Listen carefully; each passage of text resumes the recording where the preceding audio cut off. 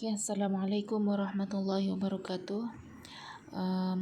Selamat pagi kepada semua pelajar tingkatan 3 Al-Ghazali, Ibn Qayyim dan juga Al-Kindi. Okay, jadi hari ini kita bertemu lagi di dalam kelas pendidikan Islam online. Saya harap kehadiran penuh hari ini. Kalau kelas pukul 8 mesti hadir pukul 7.55 sudah berada di tempat duduk kamu ya, tempat duduk untuk mengikuti kelas online. Okey. Jadi hari ini kita akan belajar satu tajuk tentang Rasul. Tentang Rasul. Sebelum tu mari kita tengok dulu video ini.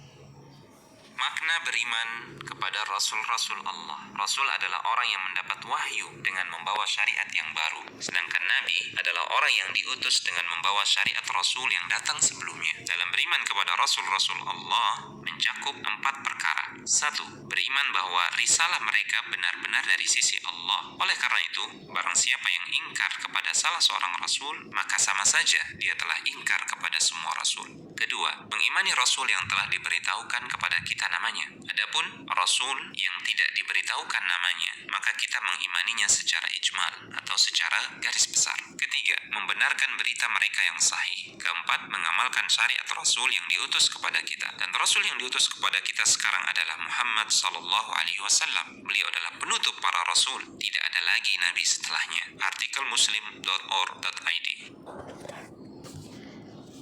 Okey, itu serba sedikit tentang beriman kepada Rasul.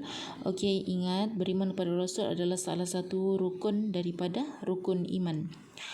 Okey, kalau buku teks kamu boleh tengok pada muka surat 83. Okey, beriman kepada Rasul pelajaran 12. Apa yang Ustazah mahu kita capai di dalam kelas pada hari ini? Yang pertama ialah menyatakan maksud ismatul Rasul dan mukjizat serta jenisnya. Kemudian kamu kena tahu menyatakan maksud Rasul azmi, dan Rasul-Rasulnya. Ketiga, menyatakan maksud Nabi dan Rasul. Keempat, menyenaraikan sifat wajib dan sifat mustahil Rasul. Kelima, menyatakan 3 hikmah Rasul dipilih di kalangan manusia. Sebahagian kelas Ustazah, macam 3 Al-Ghazali sudah belajar tentang konsep ini, konsep kenabian ni. Tapi ada juga kelas yang belum belajar, jadi kita ulang semula. Kita tengok apa tu konsep kenabian. Konsep kenabian, tengok yang ada 2 kartun tu, satu ibu dia, satu anak dia.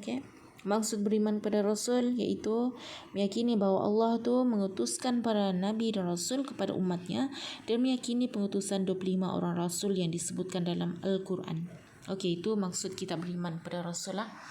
Lepas tu ada dalil. Dalil nakli kewajipan beriman pada Rasul ni kamu boleh tengok pada muka surat 83. Satu dalil daripada Al-Quran, satu dalil daripada sabda Nabi SAW. Ustazah bacakan dalil Al-Quran ni. A'udzubillahi minasyaitonirrajim. Amana ar-rasul bima unzila ilaihi min rabbih wal mu'minun kullun amana billahi wa malaikatihi wa kutubihi wa rusulihi la nufarriqu baina ahadin min rusulihi. Maksudnya Rasulullah telah beriman kepada apa-apa yang diturunkan kepadanya daripada Tuhannya dan juga orang yang beriman. Semuanya beriman kepada Allah, malaikatnya, kitab-kitabnya dan para rasulnya. Katanya, kami tidak membezakan antara seorang yang lain daripada rasul-rasulnya. Itu dalil yang membawa maksud kita mesti beriman kepada Rasul. Seterusnya, kita tengok pengertian Nabi dan Rasul. Nabi apa? Nabi ialah seorang lelaki yang dipilih oleh Allah dan dikurniakan wahyu kepadanya. Tetapi Nabi ini tidak diperintahkan untuk menyampaikan kepada orang lain. Maksudnya wahyu tu hanya untuk dia sahaja. Dia kalau dia tidak sampaikan kepada orang lain pun tidak mengapa. Berbeza dengan Rasul. Rasul, tengok pengertian dia. Seorang lelaki yang dipilih oleh Allah Subhanahu Wa Taala dan dikurniakan wahyu kepadanya, serta Allah perintahkan kepadanya untuk dia sampaikan wahyu tadi kepada orang lain. Itu beza Nabi dan juga Rasul. Kita tengok video ini.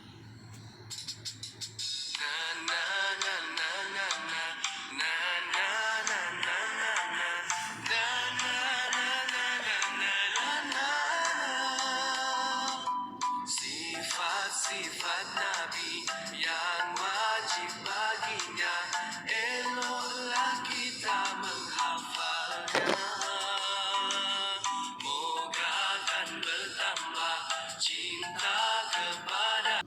Okey, itu video sedikit tentang beriman pada Rasul. Maksudnya kita ni mesti wajib beriman dengan Rasul, tahu apa sifat yang wajib, sifat mustahil, okey, dan juga cinta kepada Rasul. Okey, baik. Mari kita tengok apakah sifat-sifat Rasul. Sifat Rasul ni terbagi pada 3.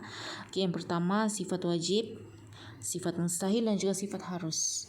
Okey, apa sifat wajib Rasul? Ada 4. Okay, ada 4 sifat yang wajib bagi semua Rasul.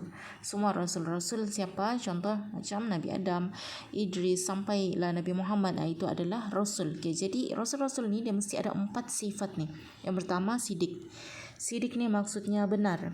Okay, amanah maksudnya jujur. Okey, tabligh menyampaikan, dan fatanah itu maksudnya bijaksana. Okey, itu sifat yang mesti ada, wajib ada pada Rasul. Kemudian ada sifat mustahil yang berlawanan, yang mustahil bagi Rasul. Okey, maksudnya setiap Rasul mustahil ada 4 sifat ni. Yang pertama kazib, iaitu menipu. Okey, khianat. Khianat ni maksudnya tidak jujur. Kemudian kitman maksudnya menyembunyikan, dan baladah bodoh. Okey, jadi semua Rasul tidak ada sifat-sifat ini.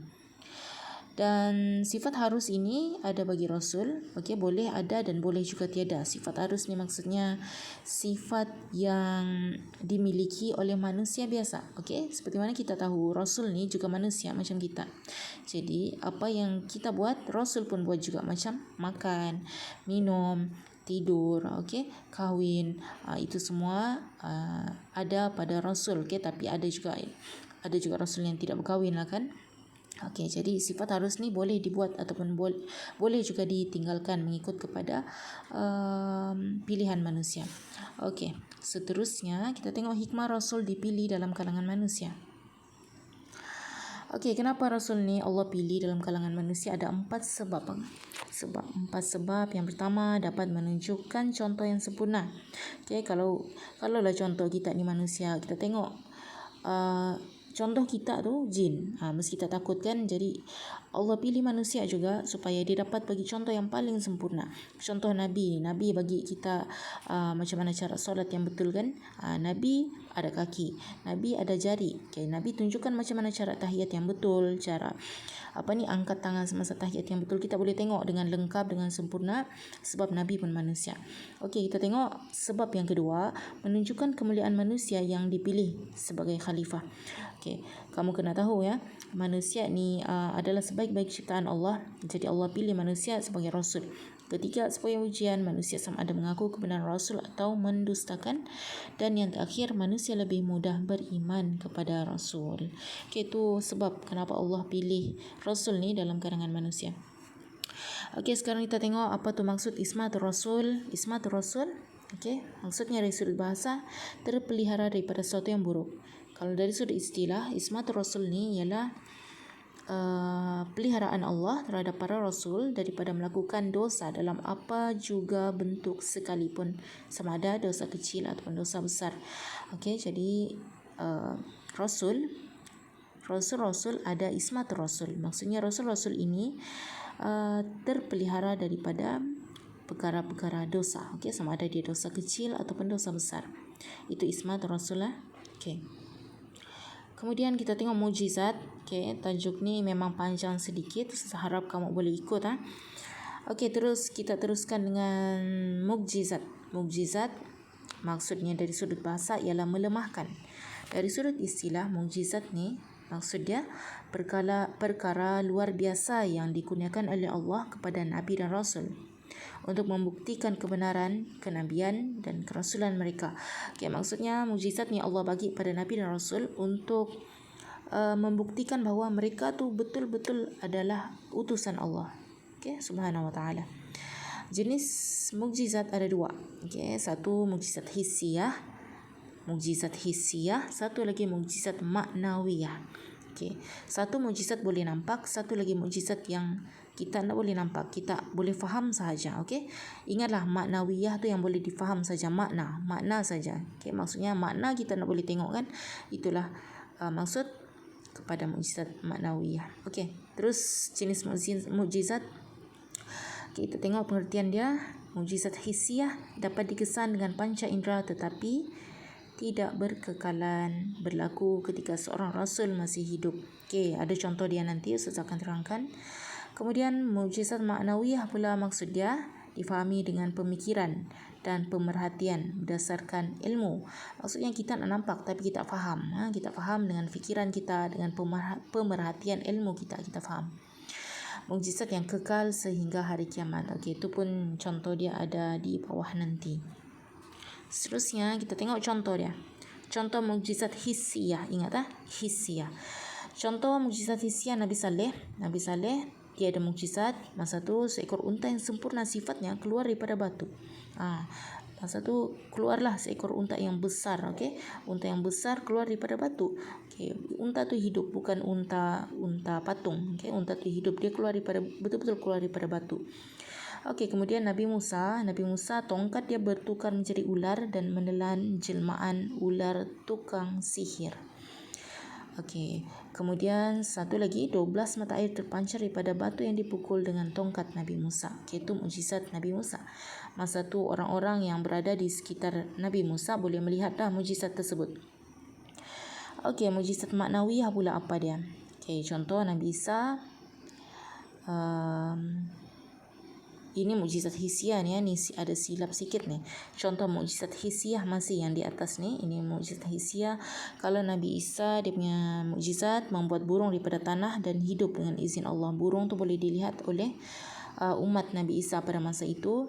Kemudian Nabi Muhammad pula membelah bulan dengan isyarat tangan baginda. Masa tu orang-orang di sekitar Nabi boleh tengok bulan tu terbelah, betul-betul terbelah. Bukan Nabi sihir mata orang, okay, tapi betul-betul bulan tu terbelah. Itu mukjizat hissiyah, bukan maknawiyah. Ada silap di sini ya. Okey, contoh mukjizat hissiyah di sini contoh mukjizat maknawiyah di sini tidak disertakan, tapi Ustazah perbetulkan dalam slide ni. Mukjizat maknawiyah contohnya adalah kitab-kitab yang Allah turunkan kepada para nabi. Okey, ada 4 kitab kan? Kamu tahu ada kitab Zabur, Taurat, Injil dan Al-Quran. Kalau Al-Quran dia adalah mukjizat maknawiyah yang turun kepada Nabi Muhammad. Kita faham tapi kita nak nampak dia, kalau kita nampak dia macam sekadar kitab, sekadar buku saja kan? Tapi sebenarnya di dalam itu dapat banyak mukjizat yang isi kandungannya tu benar-benar terjadi, benar-benar berlaku. Okay, seperti mana yang disebutkan dalam Al-Quran. Contohnya macam tanda-tanda kiamat. Sekarang tanda-tanda kiamat lelaki lagi sedikit daripada perempuan, semuanya berlaku kan. Okay, bangunan tinggi-tinggi pencakar langit pun sudah ada sekarang. Okay, semua tu disebut dalam Al-Quran, tetapi kita baru nampak sekarang. Dulu masa Nabi belum lagi nampak benda tu. Okay, kita tengok maksud ulul azmi. Okay, maksud ulul azmi, ada beberapa orang Rasul ulul azmi ya. Ada 5 orang. Satu, yang pertama Nabi Nuh, Nabi Ibrahim, Nabi Musa, Nabi Isa dan Nabi Muhammad. 5 orang ni digelar sebagai Rasul ulul azmi. Kenapa? Sebab mereka adalah Rasul yang mempunyai kecekalan dan juga ketabahan hati untuk menghadapi ujian dalam dakwah. Diorang ni ada ujian yang sangat-sangat hebat, tapi diorang tabah, diorang cekal untuk melawan semua halangan tersebut, tabah menghadapi segala cabaran tersebut, dan akhirnya mereka mendapat gelaran Rasul ulul azmi. Okey, ada sikit lagi Okey, tugas seorang Rasul secara umumnya menjadi saksi manusia yang tidak beriman, menyuruh manusia mengabdikan diri pada Allah, menjadi contoh tauladan yang baik kepada umat manusia, dan juga menyampaikan berita gembira. Apa tu berita gembira? Okay, contohnya macam Nabi beritahu pada kita bahawa orang-orang yang baik, orang-orang yang taat pada perintah Allah, dia akan mendapat syurga. Itu contoh berita gembira yang dibawa oleh Rasul. Kita tengok kesan beriman pada Rasul, ada 3 di sini. Pertama, bersyukur pada Allah kerana mengutuskan Rasul untuk membimbing manusia. Yang kedua, mencintai dan memuliakan Rasul yang membawa rahmat daripada Allah dan menyampaikan dengan sabar. Okey. Dan ketiga, kesan beriman pada Rasul ialah mendapat kebahagiaan dunia dan akhirat kerana mematuhi arahan Rasulullah sallallahu alaihi wasallam. Okey, itu kesan bila kita beriman pada Rasul. Okey, di sini ada latihan, tapi Ustazah tak minta untuk kamu buat di sinilah. Okey, Ustazah minta untuk kamu selesaikan tugasan yang Ustazah bagi dalam Microsoft Word. Okey, Ustazah akan forward di dalam WhatsApp, grup WhatsApp kita. Okey, itu saja untuk unit 1. Terima kasih.